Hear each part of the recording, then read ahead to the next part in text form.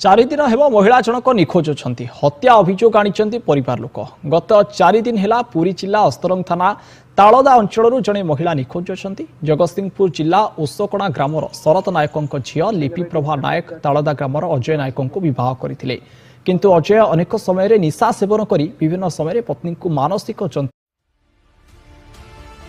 निखोज महिला मृत शरीर देवी नदी उद्धार 4 दिन हेब निखोज पर मिला शव। महिला जनक होउचंती लिली प्रभा नायक। 17 वर्ष पूर्वे तालदार गाँव अजय नायकों विवाह करते। आज मृत शरीर को देखा पर पुलिस को खबर देते लोके। खबर पाई पुलिस पहुंची मृतदेह उद्धार कर।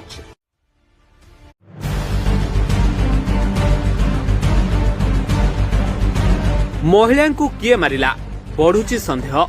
अस्तरंग ब्लॉक तालदा गाँव जड़े महिला लिली प्रभा नायक हठात घर कुआड़े गायब हो जाते। एने स्वामी अजय नायक थाना रे अभियोग करते। एपटे अभियोग को भित्ति करी पुलिस तदंत करुथिला। सब सत कहे सब केबे मिछ कहे ना।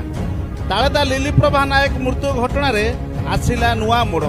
एतलाकारी हेले अभियुक्त।